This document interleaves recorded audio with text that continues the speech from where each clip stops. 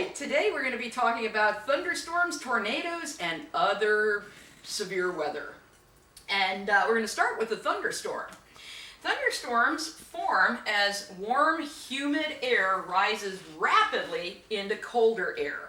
Right? Warm air rises, and as it rises, it cools and starts condensing, and it's going to create clouds. And so you're usually going to have these forming these cumulonimbus clouds. And this is a very typical cumulonimbus thunderstorm cloud. So it's very tall. This area right here, that's called the anvil. That's oftentimes when you see that, you're going to be having some severe weather. So these commonly form, many thunderstorms form along cold fronts because you have that, that advancing cold air that forces the warm air up very quickly, that frontal lifting that we talked about in the weather and climate lecture. And so in many cases, when you have a cold front advancing, you're going to have thunderstorms. Now around here, we also get thunderstorms from convectional heating. And that's basically in summertime when you have those random isolated thunderstorms in the afternoons. The reason you get those is because the air is very hot, it's very humid, and because it gets so hot in those summer days, it rises up and creates these isolated, localized thunderstorms. So you can have them from the convectional heating, or you can have them along cold fronts. Now the hazards associated with thunderstorms include, of course, lightning, also strong winds, and hail. We're going to take a moment to look at each one of those hazards. Now lightning is fascinating. In fact, if you really like lightning, there are a few schools that have lightning laboratories. I went to New Mexico Tech, where they have a lightning laboratory on the top of a big mountain, and when thunderstorms come over this big mountain, they actually like shoot rockets into the thunderstorm, and these rockets have this wire attached to them, and they basically record different data about those lightning bolts. So anyway, if you're interested in lightning, there is still a lot of research being done into exactly how and why lightning occurs. And in fact, there are even different kinds of lightning that exist. So when I'm going over lightning today, this is a very simplified view of lightning. And I just want you guys to realize that there's a whole world of fascinating facts about lightning. So in any case, as best as we understand it in the simple way, lightning occurs due to a separation of charge in tall clouds. Some of these cumulonimbus clouds go, tens of thousands of feet into the atmosphere. And so you can get this separation of charges between the topmost part of the cloud and the bottom. So clouds tend to have a negative charge at altitudes where the air temperature is between about minus 5 and minus 15 degrees Celsius. A positive charge accumulates at both much higher and lower areas of the cloud. So now we're having these kind of zones of positive and positive charges in your cloud. Kind of like what we're seeing right here. So we have some positive charge, we have some negative, where the conditions are right for that, and then more positive up here. Well, ultimately, nature wants to balance that out, and the way that happens is through this discharge of static electricity, which is the lightning. And so you can end up having lightning go from cloud to cloud, it can discharge into the air, it can hit the ground.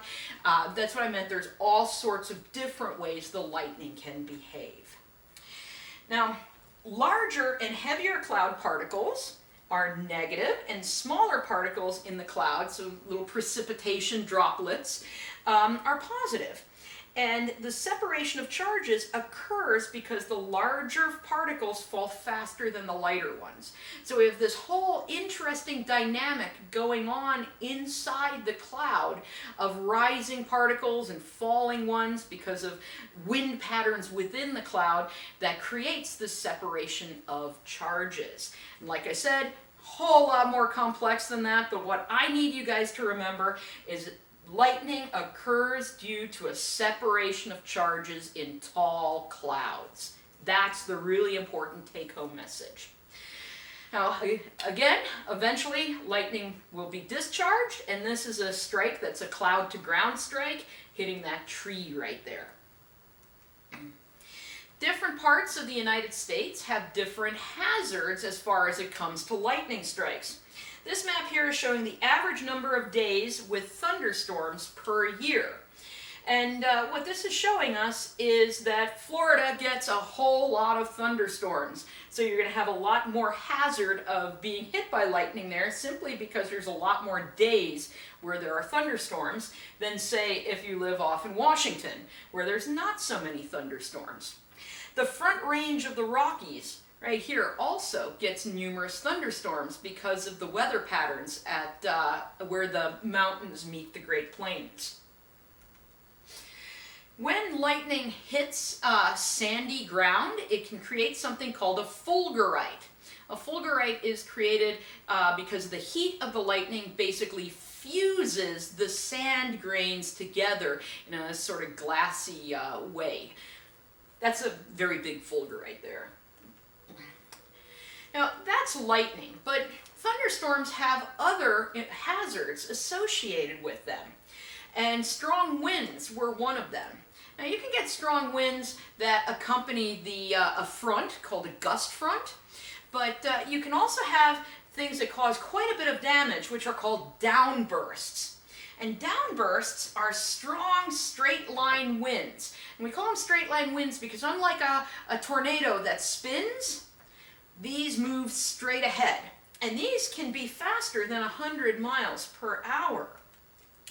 And these are caused basically because you suddenly get a whole bunch of dense, cold air sinking rapidly to the ground. And when it hits the ground, it spreads out, because it can't go into the earth, it spreads out and creates this very, very strong wind. Now, how do we get that very cold, dense air in a cloud to suddenly drop? Well, this is caused by something called precipitation loading.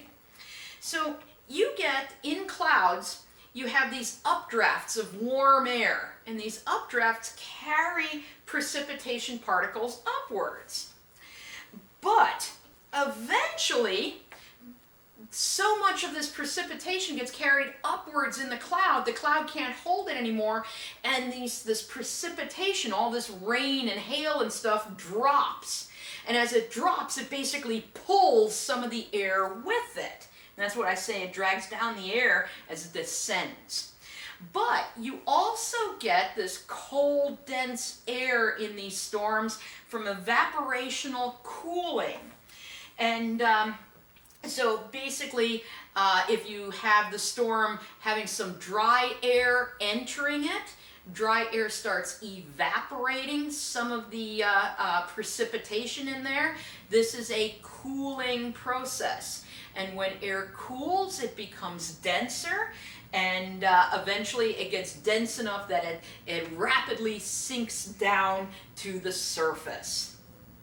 And so that's what we're seeing here. We see this dry air kind of entering the storm, causing this evaporational cooling, and suddenly the air sinks down to the ground and spreads out, moving very, very fast. Now, you might hear the term microburst sometimes. Well, a downburst is any time we have this rapidly descending cold air.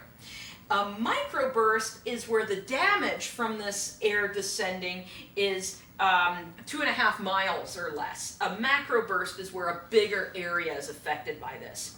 And what we're seeing here, this is actually, it comes from the Weather Service in Boston, but this is from in Arizona. And there we can see a downburst happening. Here's all that precipitation suddenly hitting the ground and then spreading out with these very strong winds. Now, the damage that can be caused by these, since we have winds that can be over 100 miles an hour, this can cause damage similar to some tornadoes.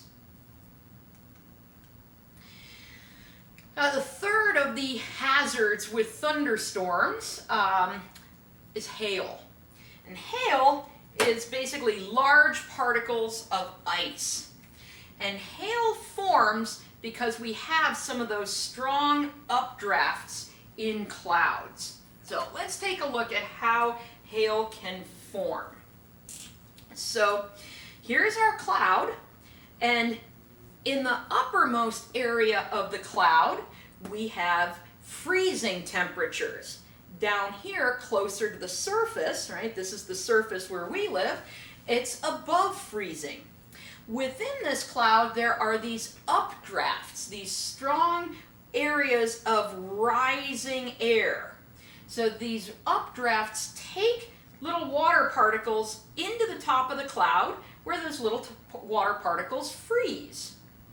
And then those particles of ice can drop down into the lower part of the cloud again.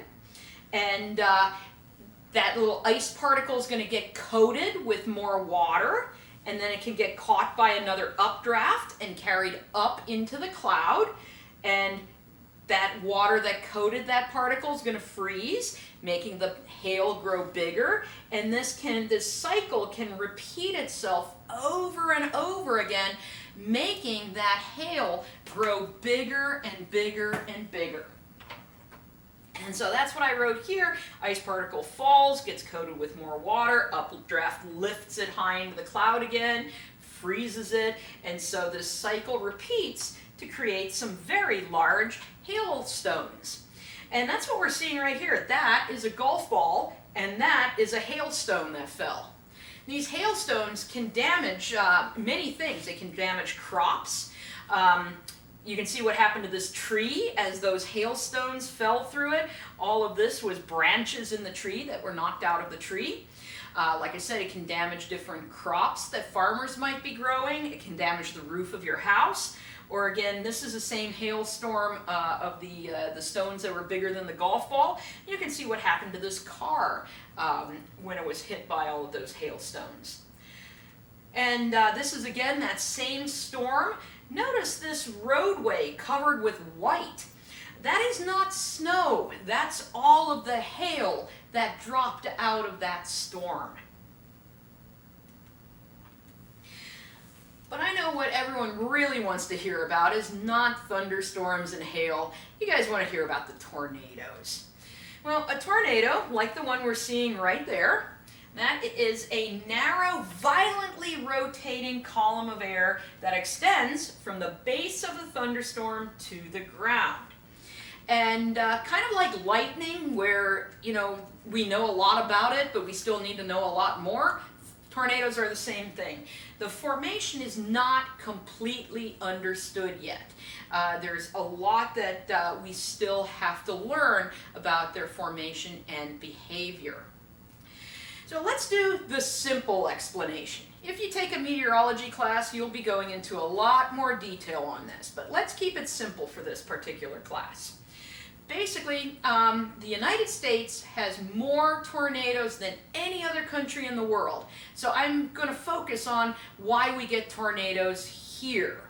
And in this case, we have northward flow of air from the Gulf of Mexico. And this air is going to be warm and it's going to be humid. Then we have cold air flowing southward from Canada. And these meet dry air coming in from the Rockies.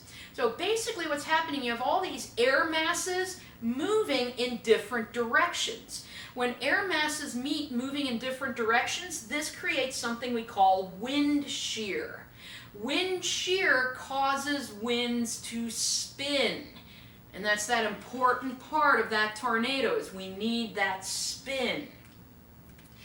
Now, just like hurricanes have ingredients involved, and you need these certain ingredients to make a hurricane, you need certain ingredients to make a tornado as well. You need moisture, you need humidity, and again, that's going to be the stuff coming from the Gulf of Mexico. You also need atmospheric instability. Atmospheric instability is the tendency of air to rise and create storms. And this is related to heat, and that again is being brought here in the US from the Gulf of Mexico. You also need something called vertical forcing. And this is lift, and I wrote like frontal lifting due to a cold front coming from Canada, right? We've got to lift up this unstable air, and again, these things are happening at different directions, so it's spinning it at the same time. And we need this wind shear, right? We need that spin to make a tornado. Now, tornadoes most commonly form from what are known as supercell thunderstorms. Now, in a single cell thunderstorm, the rain falls through the cloud, cooling it down. So a single cell would be kind of like what I drew for this. Notice the cloud is straight up and down, so any precipitation is going to fall through the cloud and kind of cool it. And when I say cool it, it also means it's going to sort of calm down the storm. In a supercell, the entire cloud is tilted. And because it's tilted, the rain does not fall through the cloud, and it doesn't cool the cloud, so it allows this storm to become ever more powerful. In supercells, you usually have something called a wall cloud that's below the base of the storm, and within that wall cloud, you'll have something called a mesocyclone. So let's look at our basic supercell. First of all, it's tilted over, right? So our precipitation doesn't fall through all the cloud. It falls over here, but it isn't falling through the cloud here, so it's not giving that cloud that cooling action of the precipitation. I said that these supercells are going to have a wall cloud. A wall cloud is this weird little cloud sticking out underneath the supercell. If you ever see one of those, I'm not saying a tornado is going to happen guaranteed, but if you see one of those, it means a tornado is likely to happen. So the tornado drops out of that wall cloud. Now above that wall cloud you have this mesocyclone, which is this large area of rotation in the cloud. So if you're ever watching the weather forecast and you see the meteorologist saying this storm has rotation, it doesn't mean the storm has a tornado, it means the storm has this mesocyclone in it and has the possibility of forming a tornado. So this is our usual supercell thunderstorm. Now one other thing I want to show you about the supercell, it's moving in this direction. And this is one of the reasons why many people get killed in tornadoes. Let's look at what's happening. So the storm arrives and we have light rain, and then we have heavy rain, then we have some hail, and then we have nothing, and then the tornado hits you. And so what the big problem is sometimes people go through the light rain, heavy rain, and hail. The hail ends and they think, all right, the storm's done. But little do they know, that's when the tornado comes around and is going to smack them. So let's look a little bit more at these supercells. If you see a supercell in radar, this is the usual image you're going to see. Meteorologists call this a hook echo. See how it hooks around like that? Right here's that mesocyclone. Here's our light rain, there's our moderate rain, there's our heavy rain, our hail. There's our time when nothing happens and the tornado sits right there. And so if you ever see this sort of signature on a radar, this tells meteorologists that there's a tornado. And in fact, this is a good example of one of these hook echoes in real life. Here's that hook. The storm's moving in that direction. There's our light rain, our moderate rain, our heavy rain. This purple, when you see that purple, that tells you that's hail. There's hail, there's our little place where nothing is, and the tornado sits right there. A clue that there's severe weather near you are mammatus clouds. You ever see these mammatus clouds? These are clouds that kind of hang downwards out of the cloud. It's a good sign that there's some severe weather nearby. And this is the wall cloud I was talking about. So our supercells up here, there's the wall cloud sticking out underneath there, and you can even see a tornado starting to come down and form. So tornado formation. we've seen the ingredients involved, and I let you know the U.S. has more than any other country. And in the United States, most tornadoes form in Tornado Alley. And lots of people think, okay, Tornado Alley, it's the Great Plains. And I often have my students say, oh, tornadoes happen there because it's flat. And actually they don't happen there because it's flat. They happen there because that's where we get the warm air from the Gulf meeting the colder air from Canada. You've got the jet stream in the right position. It's just simply where all the ingredients meet. Tornadoes, I've in fact seen a tornado at Pikes Peak, right in the middle of the mountains, because if you get the right ingredients, tornadoes can form anywhere.